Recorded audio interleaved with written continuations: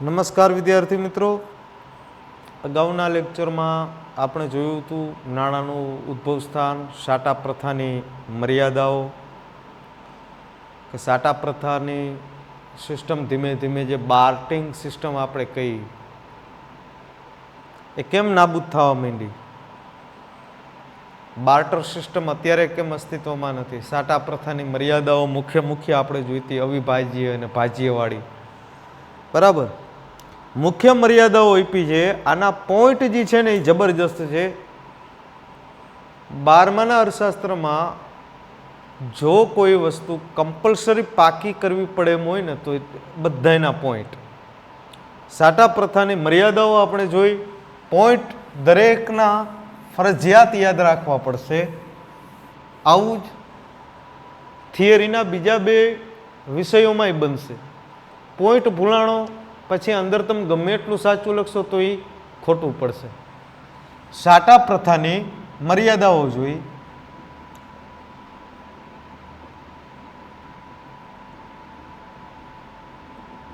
જે ઘાટા પોઈન્ટ આપ્યા એ પોઈન્ટ દરેક આપણા માટે ઇમ્પોર્ટન્ટ છે.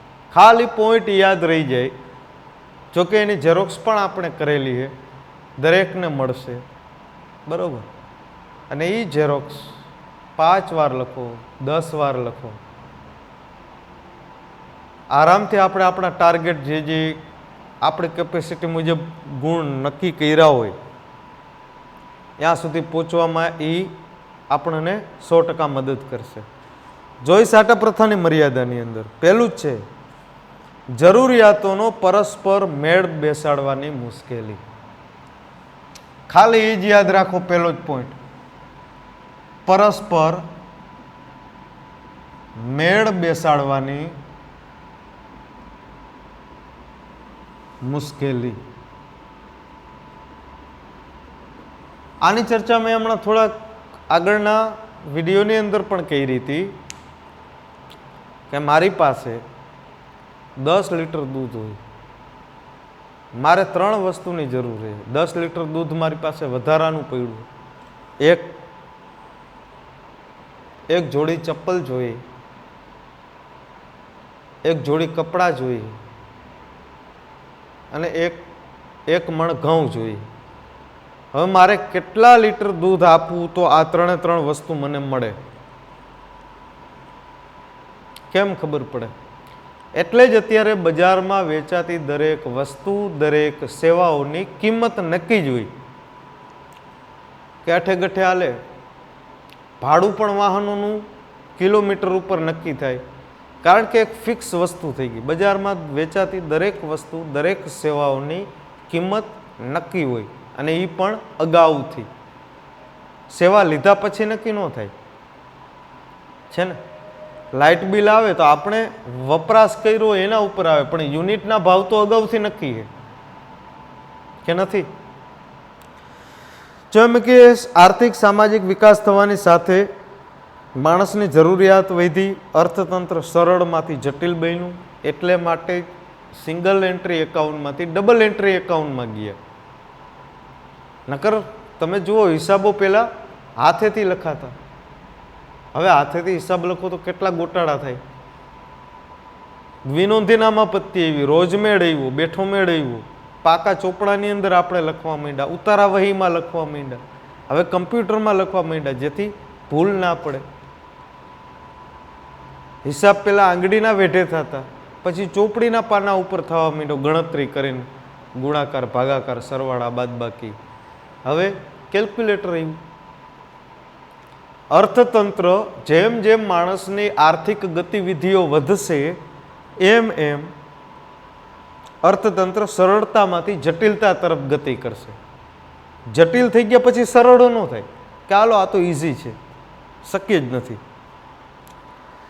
હવે પહેલા ઘઉં આપીને ચોખા મેળવવા કે ચોખાના બદલામાં કાપડ મેળવવું સરળ હતું, કારણ કે એક વ્યક્તિ જાતું કરતો. સાટા પદ્ધતિમાં એકને નુકસાન જાય ને જાય. જેમ બે જુગારી જુગાર રમવા બેઠા હોય તો એક વ્યક્તિ 100 રૂપિયા જીતે તો બીજો 100 રૂપિયા હાર્યો, ત્યારે આ 100 રૂપિયા જીતો ને કે બે 100 રૂપિયા એમને જીતી જાય. કે કોઈ હારે નહીં ને કોઈ જીતે નહીં. આ જુગારી 100 રૂપિયા જીતો તો ઓલો 100 રૂપિયા હાર્યો ત્યારે.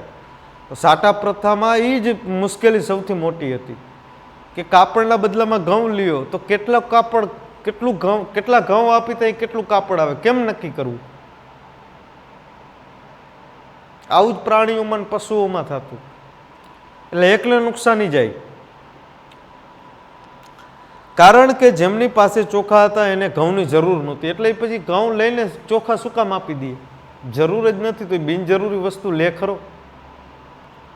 હવે એને ચોખાના બદલામાં કાપડની જરૂર હતી. જેની પાસે કાપડ હતું એને ચોખા નથી જોતા, એને ઘી જોઈએ. દરેક વ્યક્તિ જરૂરિયાત નોખી. એટલે બીજો પોઈન્ટ આપ્યો મૂલ્યના સંગ્રહની મુશ્કેલી. સરસ પોઈન્ટ આવી. આ બધા મુદ્દા આપણા માટે ઇમ્પોર્ટન્ટ છે. મૂલ્યના સંગ્રહની મુશ્કેલી. હવે મૂલ્યનો સંગ્રહ એટલે શું? તો કે હું એમ કહું કે ભાઈ મેં હમણાં જ ઉદાહરણ લીધું, એ જ ઉદાહરણને હું લાંબુ લખાલું થોડીક વાર કે ભાઈ મારી પાસે 10 લીટર દૂધ છે ને મારે કપડાં જોઈએ. હવે 10 લીટર દૂધ નાશવંત વસ્તુ છે, એટલે મારે તરત જ એનો નિકાલ કરવો પડશે, બરાબર. હવે એમ કહું કે કાંઈ વાંધો નહીં, મારે 1 મહિના પછી કપડાં જોઈએ તો હું દૂધ એ 1 મહિના પછી વેચીશ. તો અત્યારે જે મારી પાસે દૂધ પડ્યું છે એ 1 મહિના સુધી રહે? કારણ કે ઈ અને શ્રમ બે વસ્તુ એવી નાશવંત છે. હું એમ કહું કે અત્યારે મારી પાસે કામ કરવાની શક્તિ છે, પણ અત્યારે મારે કામ નથી કરવું, હું 80 વર્ષનો થઈશ ત્યારે કામ કરીશ, ત્યારે આપણે કામ કરી શકીએ? આપણે આપણી શક્તિને સ્ટોર કરી શકીએ કે હાલો બચાવીને રાખી, જ્યારે જરૂર પડે ત્યારે જબરી તાકાતથી આપણે લડશું? એ તો સમય વધતો જશે એમ શક્તિ ઓછી થતી જાય કે વધે ઘટે. રેડી. આવું જ થાય મૂલ્યના સંગ્રહમાં કે અમુક વસ્તુ એવી કે એને હંગરવી અઘરી પડે. એટલે જ તમે જોજો મારકનું ઢોરું હોય જે બહુ શિંગડા મારતું, એવું ઢોરું વિશે એના ગળામાં કોડીનો પટ્ટો મારેલો હશે. આવા આપણે ઢોર જોયા હશે. ગાય હોય, ભેંસ હોય, બળદ હોય. આ મૂલ્યનો સંગ્રહ કરી રાખવા માટે જો ઘરમાં રાખીએ તો ચોર લૂંટાર આવીને ચોરી જાય, લૂંટી જાય, ખોવાઈ જાય. પણ ગાયના ગળામાં, મારકના ઢોરના ગળામાં પટ્ટો બાંધી રાખે, ચોર જોઈ શકે કે એ કોડીઓ પડી, આખો પટ્ટો, પણ ચોરી ન શકે, બરાબર ને? જોઈ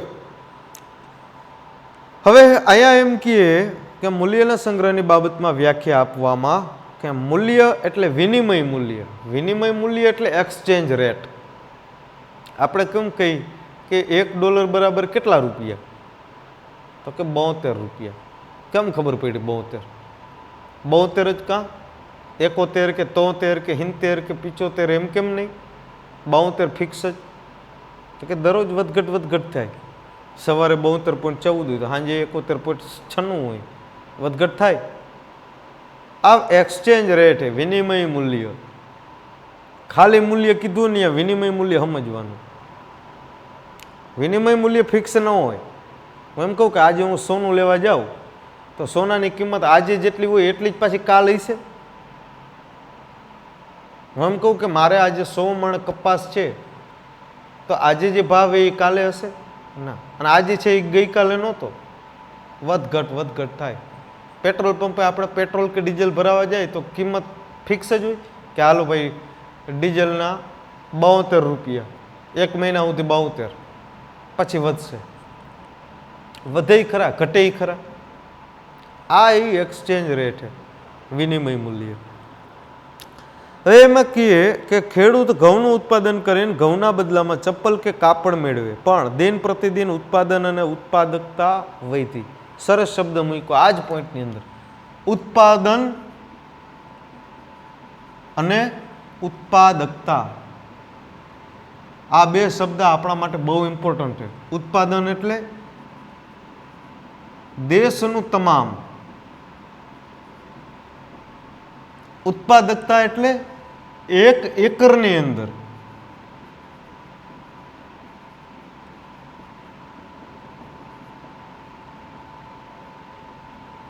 હું આને બે શબ્દને સમજવા માટે એક એક્ઝામ્પલ લઈ કે ભારતમાં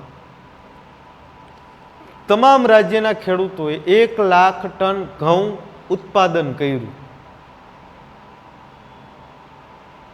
આથી ઉત્પાદન, અથવા હું ખાલી મારું એક્ઝામ્પલ લઉં તો મારી પાસે 20 વીઘા જમીન છે. આ 20 વીઘા જમીનમાં 800 મણ ઘઉં થયા. આ થયું મારું ઉત્પાદન. હવે ઉત્પાદકતા કેટલી? આ તો મારું ઘઉંનું ઉત્પાદન છે જે મને 20 વીઘામાંથી મળ્યું. 1 વર્ષના સમયગાળામાં જ હોય. બરાબર. હવે 20 વીઘા એટલે એકર કેટલા? ભાગ કરો, ભાગ્યા 18, 2.5, 8 થાય તો 100 થયા. આ 100 મણ છે એ 18 વીઘામાંથી મને ઘઉં મળ્યા. આ મારી ઉત્પાદકતા છે, ઉત્પાદન નથી. જેના આપણે ઘણી વખત એવરેજ કહીએ કે વીઘે આટલા થયા. પણ એમ ન કહે કોઈ કે વીઘે આટલું ઉત્પાદન થયું. એ ઉત્પાદકતા છે જે તમે એવરેજ કાઢીએ ને. આ ભારત સરકાર, આ તો મેં અહીંયા એકરમાં લખ્યું. ભારત સરકાર ખરેખર 1 હેક્ટરમાં કીએ. હેક્ટર એટલે 6 વીઘા જેવું થાય. બરાબર. 1 હેક્ટર બરાબર 6 વીઘા થાય. તો વળી આંકડો વળી પાછો બદલે. એટલે અહીંયા 2 શબ્દ પાઠ્યપુસ્તકમાં ઉપયોગમાં લીધા. ઉત્પાદન, ઉત્પાદકતા. આગળ શું કહીએ? વધેલા ઘઉં સાચવવા કેવી રીતના, એ પ્રશ્ન ઊભો થયો. હવે અહીંયાથી જો જૂની ખેતી, ખેડૂતો પહેલાથી નહીં ખેતી કરતા, ઋષિમુનિઓના સમયમાં, તો એ ખેતી કેવી હતી? આત્મનિર્ભર ખેતી હતી. ખેતી ત્યારે શું કામ કરતા? પોતે ખાઈ પી શકે એટલા માટે કરતા. કમાવા હાટું ખેતી ન કરતા. ત્યારે કેવા પાકો વવાતા? પોતાને ઉપયોગમાં હોય એવા. બરાબર. ખાદ્ય પાકો વાવે, તેલીબિયા વાવે. અને અત્યારે બાગાયતી ખેતી થઈ છે. ફળ અને ફૂલની ખેતી કરીએ. આપણે નથી વાપરતા એવી વસ્તુનું આપણે ઉત્પાદન કરીએ. જેમ કે કપાસ આપણે યુઝ કરી, એરંડા આપણે ખાઈ ના. તો આપણે શું કામ વાવી? વેચવા માટે વાવી. એટલે અત્યારની ખેતી કેવી થઈ? કોમર્શિયલ એગ્રીકલ્ચર, વેપારી ખેતી થઈ. એટલે આ ઉત્પાદન અને ઉત્પાદકતા વધવાના 4 કારણો કયા? રાસાયણિક ખાતર, જંતુનાશક દવાઓ, હાઇબ્રિડ બિયારણ, સિંચાઈની સગવડ અને સરકારી સહાય. જમીન માટે આપે, કૃષિ પાક માટેનું વળતર આપે, MSP આપે, મિનિમમ સપોર્ટ પ્રાઇસ, જેને આપણે ટેકાના ભાવ કહીએ, લઘુત્તમ ભાવ. હવે આ બધા કારણોસર ઉત્પાદન અને ઉત્પાદકતા વધી. વધી એટલે પછી વેચવું પડે, જે આપણા માટે જરૂરી નથી. કોઈ ખેડૂત પાસે 800 મણ ઘઉં થયા હોય તો 800 મણ ઘઉં પોતે ખાઈશે? કે હાલો જાજા થયા તો જાજા ખાઈ. શું કામ? વેચી નાખશે. એને જોશે કે હા ભાઈ મારે 1 વર્ષ સુધી 40 મણ હાલશે તો 40 મણ રાખશે, બાકીના 760 મણ વેચી નાખશે. બરાબર. હવે પ્રશ્ન એ થયો કે ઘઉંનો સંગ્રહ થાય તો ભવિષ્યમાં ઘઉં ફરીથી આપીને ચપ્પલ, કાપડ, ચોખા મેળવી ગઈ. પણ ઘઉંને લાંબો સમય કેમ કરતા સાચવવા? આ તો ઠીક ઘઉંનું ઉદાહરણ. ઘીના ઉત્પાદનમાં શું કરવું? ફૂલની ખેતી કરતા હોય તો શું કરવું? ફૂલ તો 24 કલાકનું આયુષ્ય છે. 24 કલાકે તો કરમાઈ જશે. તો ફૂલની ખેતી કરતો ખેડૂત એમ કહીએ કે હાલો હું 3 મહિના પછી ફૂલ વેચીશ, ભાવ વધશે ત્યારે. આ છે વિનિમય પ્રથાની બીજી મર્યાદા, મૂલ્યના સંગ્રહની મુશ્કેલી. બરાબર. ત્રીજું છે મૂલ્યના માપનની મુશ્કેલી. માપવું કઈ રીતે? આ તો ઠીક છે કે હાલો સંગ્રહ તો કરીએ ગઈ, ભાવ અત્યારે આપણે નક્કી કરી શકીએ કે ઘઉંના ભાવ આટલા રૂપિયા છે, ચોખાના ભાવ આટલા રૂપિયા છે. પણ હજી મેં કીધું તેમ કે પશુ અને પ્રાણીઓ હોય કે હું એમ કહું કે એક ભેંસની કિંમત 60,000 રૂપિયા કેમ કરતા નક્કી કરી કે એક બળદની કિંમત 10,000 રૂપિયા, એક બકરીની કિંમત 7,000 રૂપિયા. આ પ્રાઇઝ નક્કી કેવી રીતના કરી? ખબર કેમ પડે? તો કોઈ પણ વસ્તુ જે બજારમાં વેચાતી હોય, ખરીદાતી હોય, એની કિંમત બે જ કારણોસર નક્કી થઈ ગઈ. પરિબળ બે જ છે. ક્યાં? માંગ અને પુરવઠો. પુરવઠો ઓછો હોય એની માંગ વધારે હોય, પુરવઠો વધુ હોય તો એની માંગ ઓછી હોય. જે વસ્તુ ઇઝીલી મળી જાય આરામથી તો એની કિંમત ઘટશે, જે હાવ ઓછી મળે એની કિંમત વધશે. જોઈ ત્રીજો પોઈન્ટ, મૂલ્યના માપનની મુશ્કેલી. મૂલ્યના માપનની મુશ્કેલી. નક્કી કેમ કરવું? જેમ મેં અગાઉ ઉદાહરણ આપ્યું હતું એ જ ઉદાહરણ એકને એક બધા પોઈન્ટમાં લગાડતા જાઓ એટલે ઉદાહરણ બદલાવવું નહીં અને વળી પાછું નવું સેટ કરવું નહીં. મેં કીધું તેમ કે અગાઉ ના પોઈન્ટની અંદર મેં એક્ઝામ્પલ આપ્યું, મારી પાસે વધારાનું 10 લીટર દૂધ પડ્યું, હવે એને આપણે વેચવું, એના બદલામાં એક જોડી પગરખા, ત્યારબાદ અન્ય કોઈ જીવન જરૂરિયાતની વસ્તુઓ લેવી હોય, એક જોડી કપડાં, બરાબર, એક મણ ઘઉં. આ ઉદાહરણ મેં હું થોડીક વાર પહેલાં બોલ્યો હતો.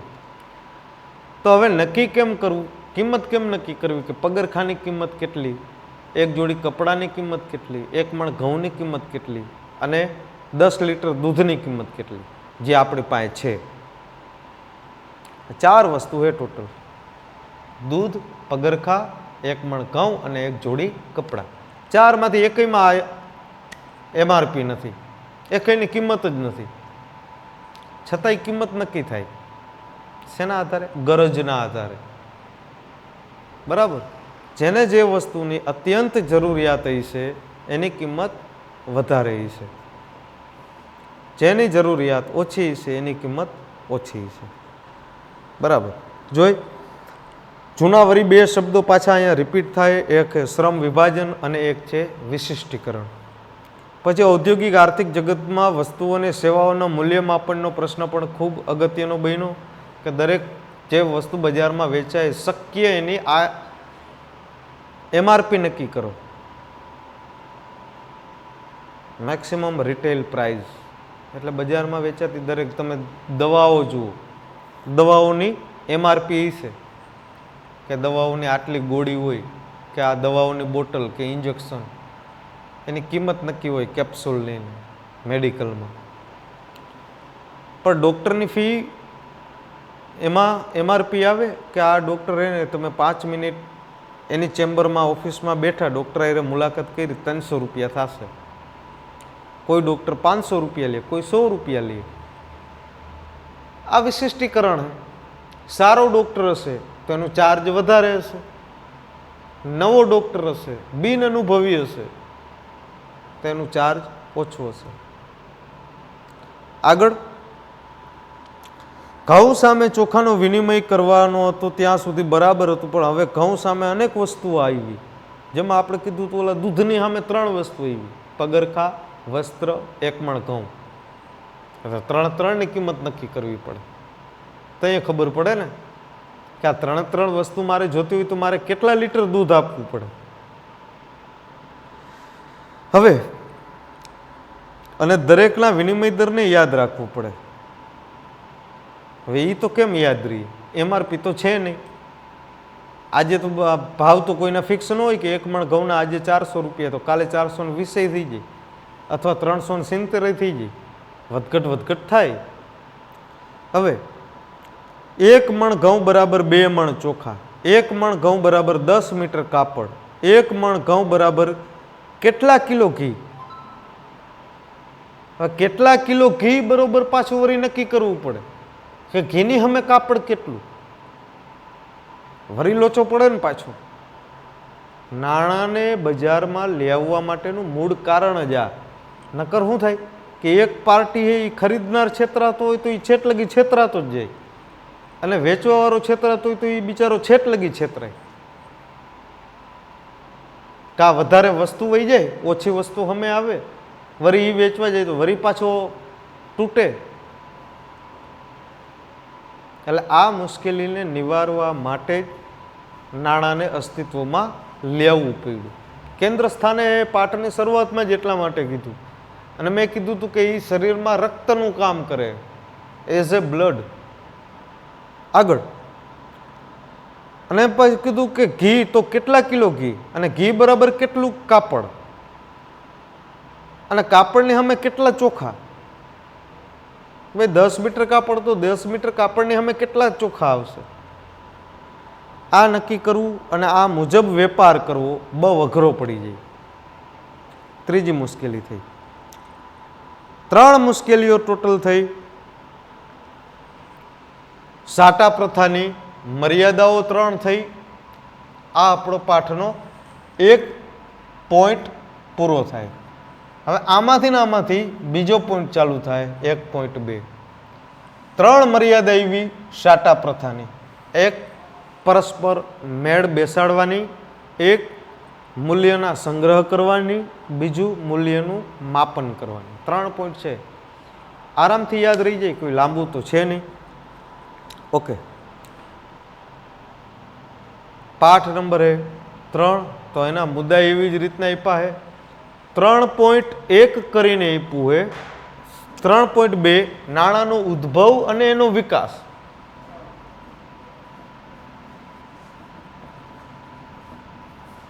નાણાંનો ઉદ્ભવ અને વિકાસ. ઉદ્ભવ માને જન્મ, શરૂઆત કેવી રીતના થઈ. મેં કીધું તો રાજાશાહી સમયમાં પેલા માટીના સિક્કા હતા, વચ્ચે ચામડાના સિક્કા આવ્યા, પછી સોના મોર આવી, ચાંદીના સિક્કા આવ્યા, પછી તાંબાના સિક્કા આવ્યા, બરાબર, પછી પિત્તળના આવ્યા, પછી એલ્યુમિનિયમના આવ્યા, ટીનના, પછી રૂપાના આવ્યા, રૂપું ધાતુ, એના ઉપરથી જ નામ પડ્યું રૂપિયો, બરાબર. પછી કાગળની નોટો આવી, અને હવે ક્રેડિટ કાર્ડ ને ડેબિટ કાર્ડ એટલે પ્લાસ્ટિક મની આવી. આ નાણાંની યાત્રા હું ટૂંકમાં બોલી ગયો. છતાંય પેરેગ્રાફ તો ઘણો બધો લાંબો જાય. જોઈ વસ્તુ વિનિમય પ્રથા અમલમાં હતી ત્યારે મૂલ્યના સંગ્રહ અને વિનિમયને સરળ બનાવવા સર્વમાન્ય માધ્યમ તરીકે વસ્તુ અને પશુનો ઉપયોગ થતો હતો. શરૂઆત અહીંયાથી થઈ. પહેલા વસ્તુ, પોઈન્ટ જ પાડતા જઈજો, વસ્તુ અને પશુ. મેં કીધું હતું કે કોઈને 50 મણ ઘઉંની જરૂર પડે તો અમે ઢોર આપી દઈએ. ચાલ્યો, મારી પાસે આ એક વધારાનો બળદ છે, એ તમને આપું, તમે મને 50 મણ ઘઉં આપો. જે આ ઉપરની 3 મર્યાદાઓની અંદર જ ફિટ થાય. પછી એમ કે ભારતમાં ખાસ તો ગાયને ધનના સ્વરૂપમાં જોવાનું શરૂ થયું. એટલે ગાયને પશુની કેટેગરીમાંથી દૂર કરી દો. ગાયને માતા કીધી, 33 કરોડ દેવતાઓનો વાસ કીધો. એટલે ગાયની પાછળ શબ્દ લાગે ગૌધન. પોઈન્ટ છે, કદાચ 2-3 માર્કમાં પૂછાય તો યાદ રાખવા માટે આપણા માટે બરોબર. ગાય ધન એટલે એને શબ્દ પાડ્યો ગૌધન. અને ગાયું માટે શાળા આવી એટલે ગૌશાળા. ખરેખર આ શાળામાં કઈ ગાયું ભણતી નથી, પણ અહીંયા પાઠ્યપુસ્તક કે એ રીતે નજરમાં જોવા જાય ને તો ગાયને પશુ માનવામાં નથી આવતું. હિન્દુ ધર્મની અંદર ભારતમાં ગાયને પૂજવામાં આવે એટલે ગાયને પશુની કેટેગરીમાંથી દૂર કરી દીધું, પણ ગાયને ધનના સ્વરૂપમાં માનવામાં આવતું. એટલે એનો વિનિમય કે વેપાર ન થાય,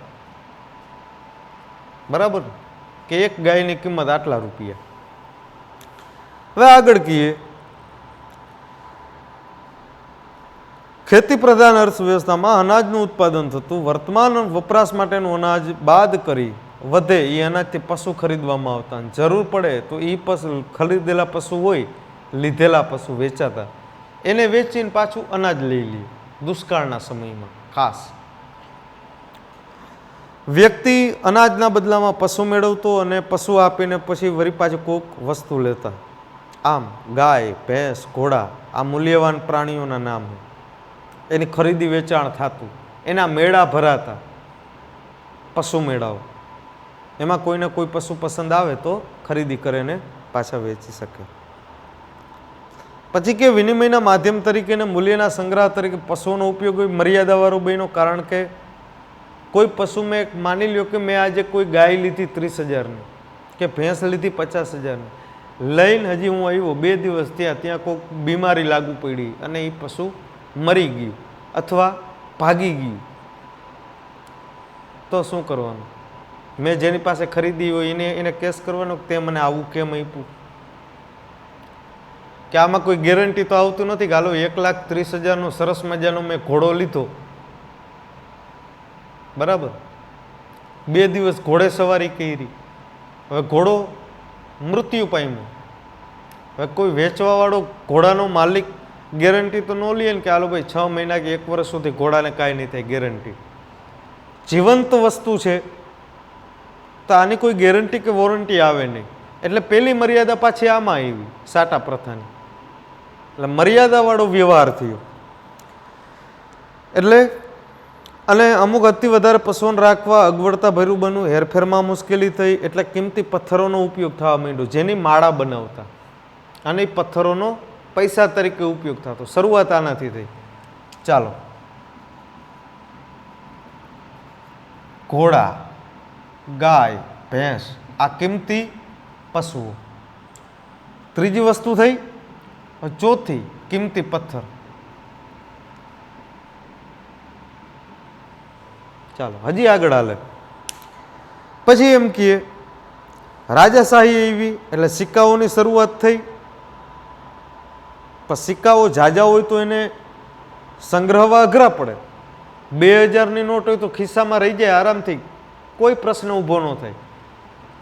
પણ 2,000ના સિક્કા હોય તો 1 રૂપિયાના 2,000 સિક્કા થાય, કેવડો વજન થાય, અને એને સાચવવા ક્યાં? બરોબર. એટલે પેલા સિક્કા આવ્યા, ક્રમ જ લ્યો સિક્કા. પછી ચલણી નોટ આવી, ત્યારબાદ પ્લાસ્ટિક મની. સિક્કામાં કિંમતો વધતી ગઈ, છેલ્લે 10 રૂપિયાનો સિક્કો આવ્યો, નોટમાં 2,000ની. શું કામ આવું કરી? સાચવવું સરળ પડે એટલા માટે થઈને. હવે એમ કે લોકશાહીનો એવો ઉદ્ભવ થયો, ઔદ્યોગિકરણ માટે આધુનિક નાણાંના સ્વરૂપ માટે મોટું પ્રેરક બળ બન્યું. પછી નાણાંને સર્વમાન્ય સ્વીકૃતિ મળી. મૂલ્યના સંગ્રહમાં આધુનિક નાણું જ વધારે સરળ રહ્યું, કારણ કે સિક્કાની જગ્યા કોણે લઈ લીધી? ચલણી નોટોએ. અને એ 2,000ની નોટ, એટલે કદાચ 2 લાખ રૂપિયા ખિસ્સામાં પડ્યા હોય કોઈને ખબર ન પડે, બરાબર ને? નોટું તો 100 જ થાય. રેડી. મૂલ્યના સંગ્રહમાં આધુનિક નાણું વધારે સફળ રહ્યું. બેન્કિંગ વ્યવસાયના વિકાસે મૂલ્યના સંગ્રહ અને સ્થળાંતરને ઝડપી અને સરળ બનાવ્યું. પ્લાસ્ટિક મનીના કારણે મારે 2 લાખ રૂપિયા જોતા હોય તો બેંકમાં મૂકી દઉં અને ફટ કરતા જોતા હોય અહીંયાથી એટીએમથી ઉપડી જાય. એટલે સાચવવાનું નહીં જોખમ નહીં કાંઈ. આગળ નાણાંનો અર્થ અને કાર્ય આપ્યા છે એ જોશું પછી.